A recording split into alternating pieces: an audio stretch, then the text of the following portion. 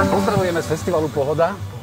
Je tu so mnou David Majerský a Dano Hevier, mladší. Dano Hevier, mladší.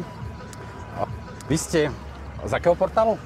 My sme z portálu musicpress.sk, ktorý pôvodne vznikol z portálu hudba-music.sk. Už dúfam, že si to nikto nezmieli, čiže musicpress.sk. A ja iba doplním, sme zároveň z agentúry Music Press Production.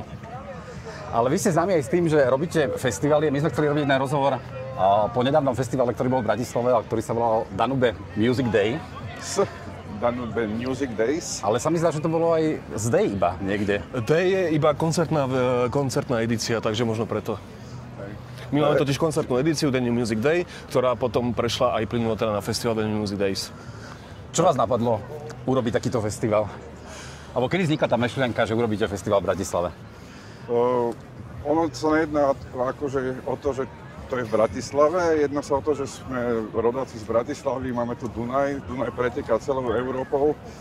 Takže takto nejak vznikla myšlienka, že prepojiť vlastne aj tie štáty, aj tých ľudí, aj kultúru v týchto regiónoch naprieč Európou a vlastne priniesť im niečo nové, zaujímavé z oblasti hudby. Tak vznikla vlastne koncertná séria, že sme chceli prinášať nejaké mená, ktoré tu nehrali nikdy, alebo niečo zaujímavé. A nazvali sme to proste Danube Music Days, tak máme ešte dve také značky koncertné, ktoré sú zase úplne žánrovo iné. Ten program bol dosť, tak by som povedal, že atraktívny pre slovenského diváka. Môžete stručne povedať, že koho tam mohli ľudia vidieť? Dobre, tak vlastne headlinerom tohto pilotného ročníka bola Buka Shade. To je vlastne deep houseová, to sú dvaja deep houseoví chlapíci z Nemecka, ktorí headlinujú aj veľké festivaly. Ďalším takým lákadlom boli DJ-ovia z Kragen Smack a z Jazzanovi. Bol tam Manu Delago, bola tam Lou Rhodes s novým projektom Kyoto. Čo bolo geniálne, ja myslím, že úplne prvýkrát v Bratislave alebo na Slovensku. S týmto projektom určite áno, však ako Lamp tuším hrali tu ako dvakrát alebo trikrát, aj klubovky, ale bol to prvýkrát tu boli s týmto projektom. A headlinom čo ešte bolo, Davide? No headlinom podobne bolo skoro všetko. Headlinom bolo aj to miesto, lebo má genius loci, že je to blízka oáza, ja by som to tak nazval. Ale veľa ľudí to miesto zase nepoznalo. Áno, a preto sme ho aj trošku zviditeľnili a spojili sa s Majom, jedným z majiteľov tohto venue. Ten priestor sa volá Yuzu House. Presne tak. A poďme pomalšie. David už neuhádza. My sa vždy zbytočne ženieme. Toto môžem vystrihnúť, no. Je pohode, to tam chodíme. Čiže Yuzu House. A je to vlastne blízko pri centre mesta, dá sa tam dostať električkou. Je to pri Dunaji, čiže to všetko pasuje do seba, je to v takom prírodnom prostredí, sú tam obrovské jedle staré a stromy, rádza, čiže pekné miesto. A náskôr sme to nedimenzovali na viac ľudí, lebo to bol pilotný ako keby ročník a bola tam taká aj atmosféra až rodinná. My sme to aj koncipovali, ten festival, keď sme vymýšľali nielen teda tú dramaturgiu, ale aj ako to bude celé pôsobiť na ľudí, že to je vlastne festival, chilloutový festival. Festival, kde môžeš sa stretnúť s tými interpretmi, dnes tam... Ako vznikol ten program? Ten program vznikal veľmi rýchlo. My sme to kreovali, niekedy už vo februári sme začali, čo je dosť neskoro na festival, ale tak povedali sme, že ideme do toho napriek tomu. S Danom sme už mali nejakú predstavu, že mal by to byť chilloutový festival, taká diera na trhu, indie, nejaká elektronika, nič agresívne, aby to bolo orientované na takých ľudí, čo si chcú oddychnúť, majú aj nejaké peniaze, že nejdu sa vyblázniť teraz nejaký metal alebo čo. Ale že si idú oddychnúť do toho prostredia. Ale tí interpreti, ako ste ich našli? A ešte by som ako vznikla tá štruktúra toho programu? To ma zaujíma, že boli nejaké ponuky, alebo... Ja by som ešte doplnil teda, že aj tá cieľovka bola skôr, že stredná a staršia generácia. To znamená, aj tí interpreti boli tak koncipovaní, že poznajú to ľudia, ktorí majú 30-40 rokov, a 90. roky, keď boli... Možno taká spomienka na Wilsony troška, zároveň troška pripomienka na New Spirit, zároveň Low Parade. Low Parade, samozrejme, pre ľudí, ktorí sa chcú baviť, ale chcú aj mať ako keby takú náročnejšiu klubovú hudbu, stále takú tanečnú. A vedeli sme, že nechceme robiť iba DJ-ský festival. Hoci to gro možno toho programu boli viac, že DJ-ovia a producenti, ale chceli sme to doplniť aj o kapely. Preto tam bola napríklad kapela Autumnist, preto tam bola Lou Rhodes. A keď sme vstávali tú festivalovú dramaturgiu, tak sme si dávali ako keby záležať, aby tie jednotlivé dielky do seba zapadali, aby to nejakým spôsobom gradovalo, ale zároveň, aby to nebolo také monotónne. Čiže to vlastne, najprv sme si určili ten žáner, že by to mal byť nejaký, že new jazz, new sound, proste nejaký DJ, nejakí známejší producenti, teda čo tvoria hudbu, iba nepúšťajú. Mali sme tam druhý stage, LFO, ktorý bol iba z DJ-ov zložený, ale ten vonkajší program na indoorovom stage, outdoorovom, ten bol tak vystavaný, aby tam boli teda zastúpené všetko možné. Chill out, indie a tak ďalej. A k tomu bookingu by som teda ti odpovedal na tú otázku. Jednak my v agentúre máme veľkú sieť rôznych agentov, s ktorými spolupracujeme a neboli to ponuky, čo nám chodili, ale aktívne sme si ich vyhľadávali, alebo to boli intervety, s ktorými sme už napríklad spolupracovali. Kragensmack, ich sme mali celú kapelu v MMCčku a teraz sme na samostatnom koncerte a vedeli sme, že tak dajme DJ-ský set a už tam je taká spolupráca, že sme si majú asi tri rôzne tie partie, čo chodia ako DJ-ský set z Kragensmack, čiže tam to bolo jasné, hneď na to kývli a že to bolo super.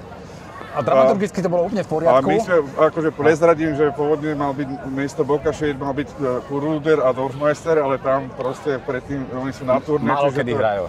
A je to brutál drahé, čiže už... A je to na úplne inú kapacitu. Úplne inú kapacitu. Potom ešte bol v hre, že iba Dorfmeister by prišiel a aj to potom padlo, tiež tá cena nekorešpondovala s tým, že tá kapacita proste by nám to neutiahla.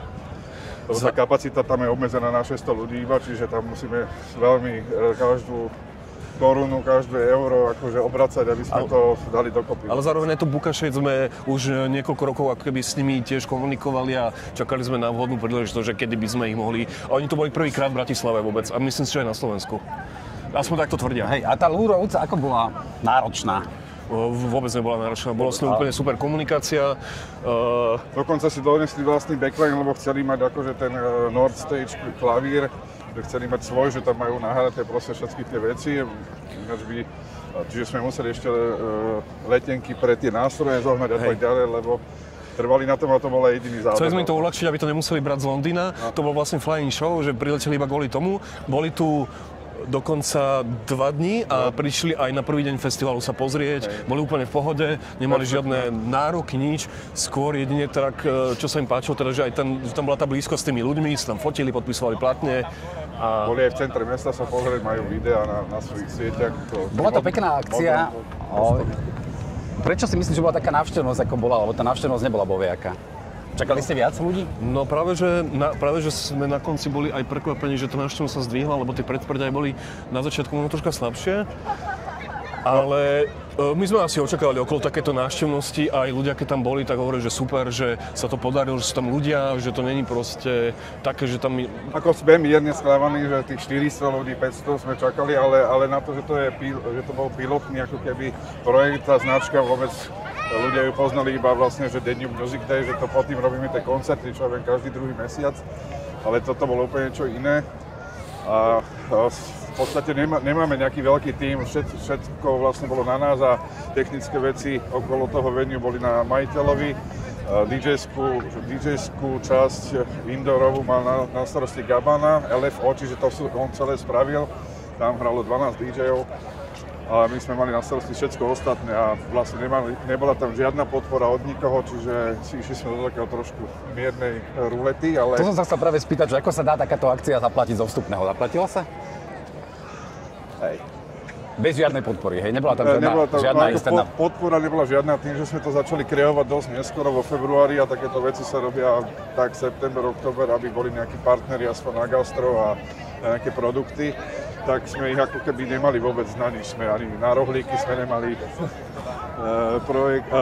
týchto podporu, ani na nápoje, ani backstage, nič. Proste všetko sa ako keby pravidlo z toho. Na ďalší ročník už máme rozjednaných nejakých partnerov, tak uvidíme, ako dopadne teda rokovania. A ja by som ešte teda doplnil s tou návštevnosťou, že nás veľmi potešilo, že tam ľudia došli z Čiech, z Nemecka, z Rakúska cieľene, že dobre sme zacielili na toto podujatie, na tú cieľovku, že... Takže chcete v tom pokračovať? Chceme v tom pokračovať.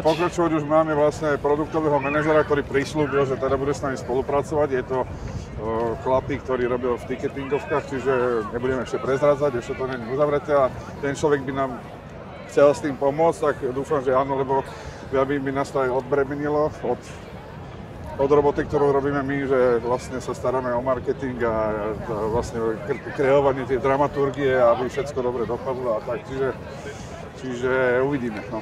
Chceli by sme určite, lebo je to zaslúži si Bratislava takýto kľudnejší festival, nič komerčné, proste oddychovka. Ak sa naplní tá kapacita naplno, ako má byť, tak budeme úplne spokojní. A ja by som ešte k tomu tiež dodal, že už teraz máme vlastne po tie bookingy, ktoré napríklad nám nie že nevyšli a už sa nezmestili do tohto ročníka. Museli sme redukovať s tým, že september, október sa rozbehne zase ďalšie kolečko, keď budeme mať ten všetko potvrdené. Budeme mať aj viac času na to, uvidíme, no čo z toho... Bolo dobré, že tí ľudia, tí, čo tam mali prísť, tí prišli, to boli presne tí ľudia, čo to mali vidieť. Takže záujem interpretov zo zahraničia je vystúpiť v Bratislave alebo na Slovensku. A ešte sa vrátim úplne na začiatok, že vlastne tá idea toho festivalu, že on nemusí byť v Bratislave, on môže byť kdekoľvek pri Dunaji. Čiže možno sa objaví v Novom Sade, možno sa objaví v Rumunsku, možno sa objaví v Nemecku, v Budapešti, kdekoľvek, kde tečie Dunaj.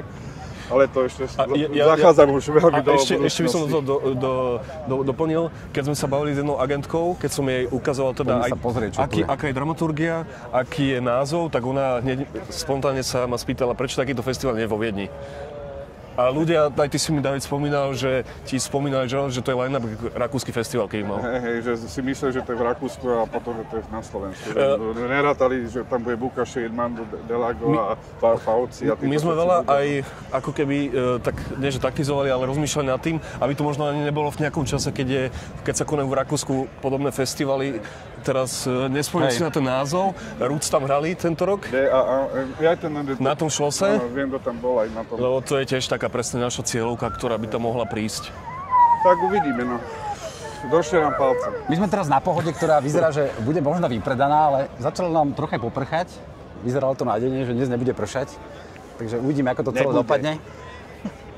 Ako často chodíte na Pohodu? Ja chodím skoro každý ročník, myslím, že iba raz som vynechal. A COVID som teda vynechal. Ja som začal každý ročník.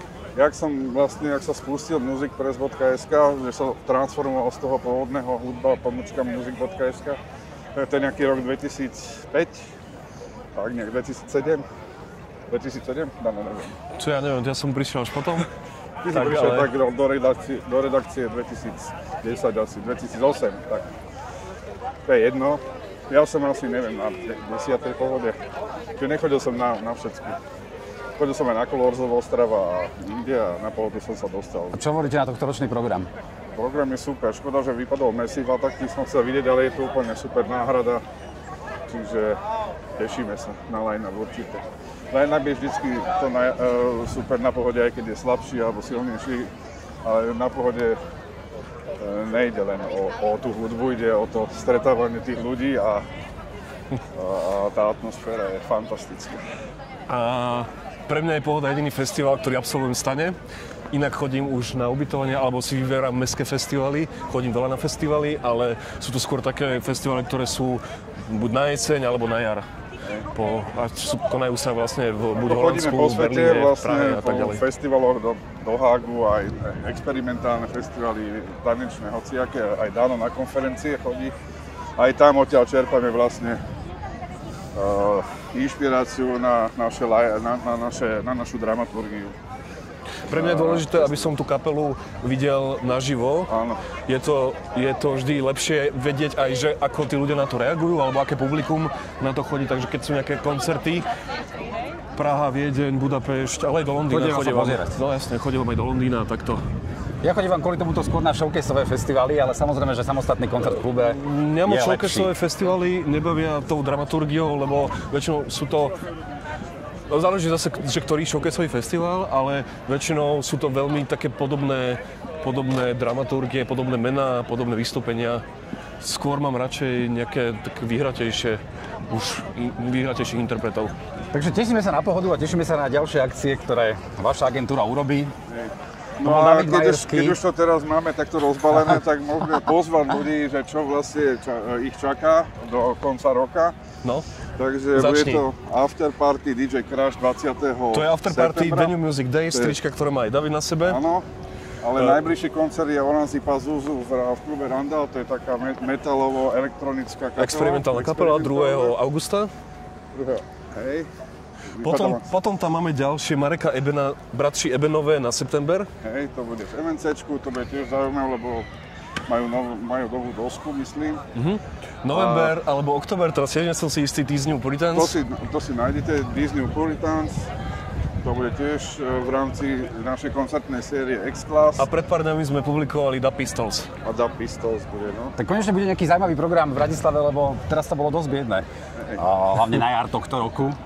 A dnes som sa dokonca dozvedel, že bude Herbalizer, myslím, že v klube Pink Whale. Takže konečne budem mať kde chodiť na koncerty, lebo fakt, že teraz som sa pozeral, ja väčšinou teda spájam príjemné s užitočným, že idem sa na koncert nielen pozrieť, ale aj zabaviť. A veľmi nebolo kam. Takže nech je takýchto akcií čím viac. Ja vám držím palce. A nechodia ľudia hlavne, no, nezanevrú na kultúru, lebo to by bola obrovská škoda. Ale podľa tohto festivalu Pohoda to tak není, ale no, v klubovej scéne a v scéne takej bratislavskej to je také, no, treba bojovať, nevzdávať sa. My sme si už tvorenie festivalov vyskúšali v iných slovenských mestách. Robili sme ešte pod značkou New Sound of Vyšegrad v Nových Zámkov, kde sme vlastne premenili miestne kino alebo kultúrny dom na takú klubovú scénu. Potom sme spravili aj open air v Starej Ľubovni. V Skanzene. A vždy sme si hovorili, že keby sme takýto program spravili v Bratislave, tak tam príde veľa viac ľudí. A ešte úplne prvý New Sound of Vyšegrad sme robili v Banskej Štiavnici, kde to bolo rozdelené na jar, leto, jesen, zima. Vždy boli 5 kapiel, myslím, 3, 4, nepamätám. To ste prečo prestali robiť tú akciu? New Sound of Vyšegrad? Tá musela byť podporená nejak, lebo to by sme nevyskladali zo vstupného, bolo to veľmi... A nejakým spôsobom nás frustrovalo robiť akciu len preto, že je to vydotované, alebo že... Hej, investovali sme aj do toho svoje prostriedky, aby to malo nejakú úroveň, že tá podpora to nepokryla, takže...